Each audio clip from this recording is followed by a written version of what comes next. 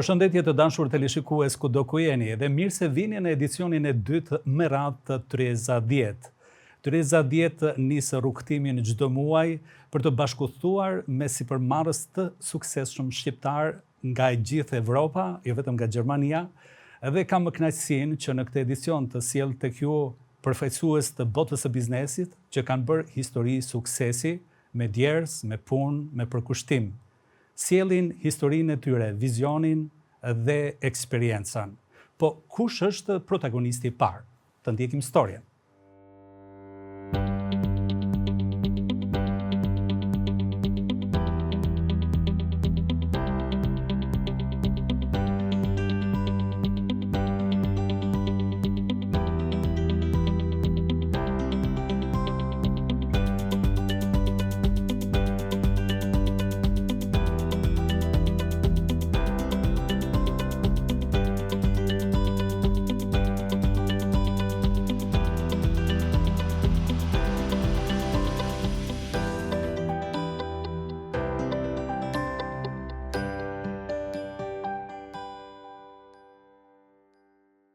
Pra, kam kënaqësinë që protagonisti parë sonte të prezantojë zotin Njazi Musliu, sipërmarrës i suksesshëm i cili vjen ekstra nga Kosova në këtë mjedis për të takuar së bashku me bashkëdhetarë të tjerë të suksesshëm në Tryeza 10. Përshëndetje dhe mirë se erdhët i nderuar. Përshëndetje zot Rifat, faleminderit për ftesën. Ishte kënaqësi ime të jem në mesin e këtyre bashkëdhetarëve tonë këtu në Gjermani. Jemi takuar së bashku për herë të parë në Bruksel në vitin 2022, në një eveniment shumë të rëndësishëm. Merrin pjesë 36 vende të ndryshme të botës me 46 kompani. Eurometal nga Kosova u shpall kompania më e mirë nga Ballkani Perëndimor, nga një organizatë e Bashkimit Evropian për cilësi të lartë dhe kualitetit të shërbimit. Pyetja ime është kjo: kanë kaluar pothuajse 4 vite.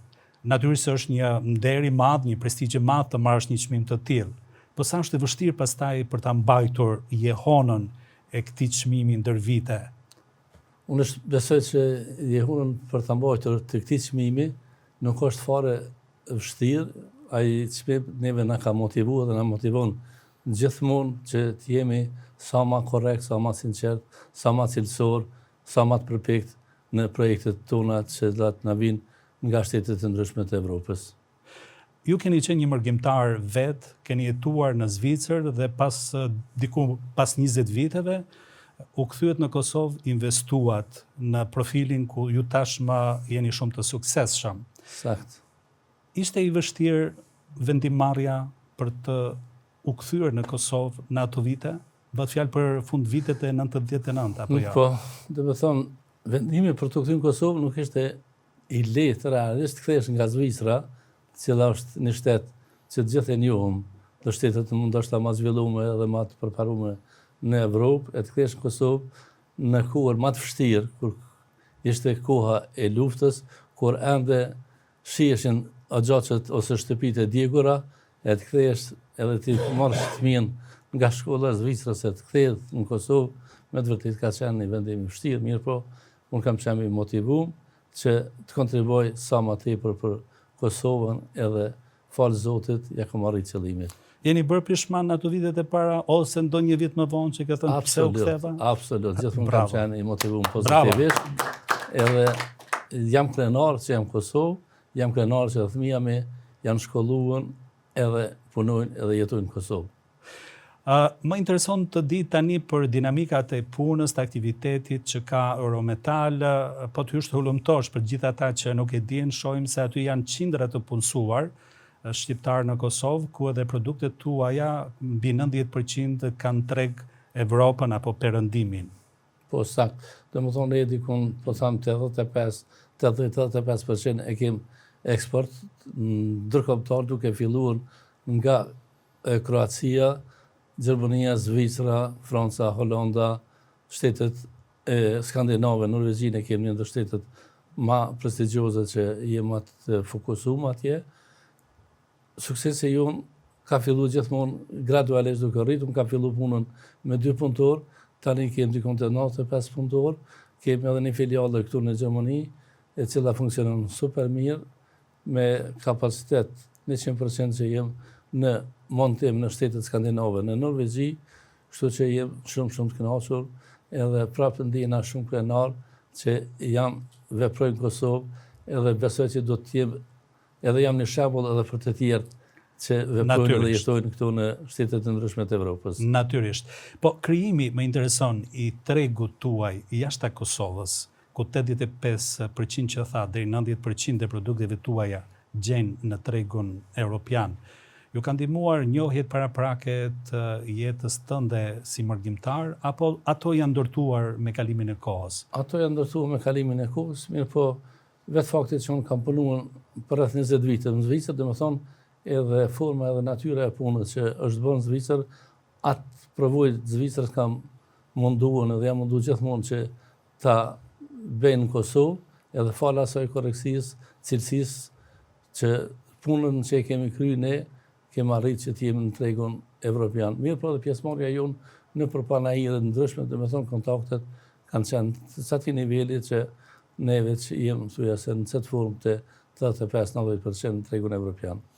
I thon një fjale edhe në biznes, duke u rritur biznesi sa ka përfitime shumë më të mëdhaja dhe suksese më të mëdhaja, shtohen edhe gajlet janë më të mëdhaja, apo jo? Sfidat janë më të mëdhaja. Sakt. Cilat janë sfidat që Eurometali aktualisht ballafaqohet në Kosovë? Si që në sfidat për momentin, dhe më thonë është fuqia punëtore, shtretimi i rrymës, edhe ka disa vështërsi tjera, dhe më thonë prapë se prapë, vështërsit më të më janë kuadrat, dhe më dhënë kuadra fuqia punëtore, se neve na duhet me përgatit punëtorët, përgatitim në atë nivel. Që të kualifikuar. Që të kualifikuar, edhe pastaj nuk kem asnjë siguri që punëtorët mund të qëndrojnë tek ne, lëvizin me një foto ose dy foto të kompanisë Eurometal, shkojnë në kompani tjera jashtë si referencë. Si referencë, edhe kështu që aty kemi probleme dhe vështirësi më të mëdha. Mirë po fal Zotit që në kompania jonë është biznes familjar, tek unë punojnë vajza dhe 2 djemtë, na në kuadër të kompanisë kem hap edhe akademin për përgatitjen e punëtorëve, sa dusim e vetmja kompani në Kosovë dhe në Ballkan që jem të certifikuar dhe të akredituar për certifikimin dhe përgatitjen e saldatorëve.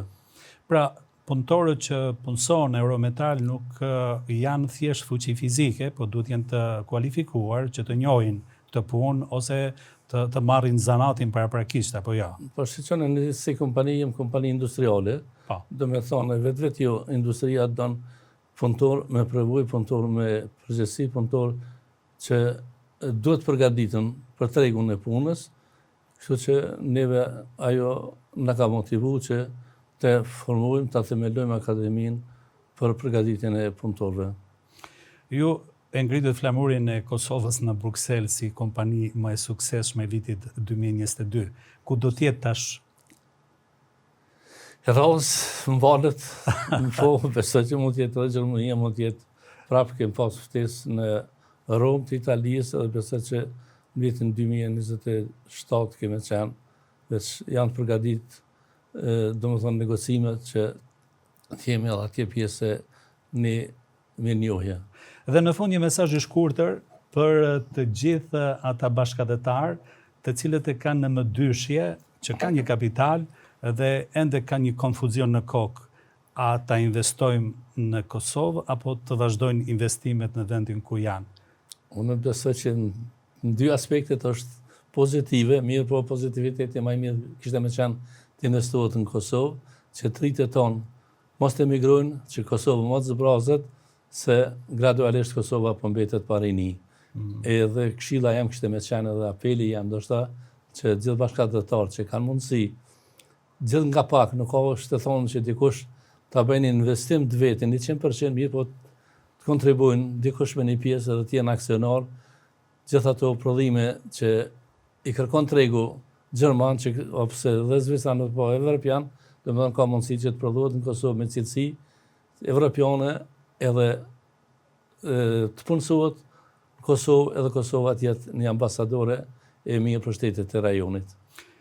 Njazi Musliu, faleminderit shumë që ishe pjesë e edicionit të dytë. Faleminderit, respekt, përshëndesje edhe praneshme, kështu se në fillim si përshëndetëm edhe ju uroj të gjithëve suksese, edhe ju ofrojmë bashkëpunim në çdo lami, edhe jeni të mirë se ardhët na vizitoni Kosovë, të qeni se edhe Kosova është sikur Gjermania me zhvillime ekonomike.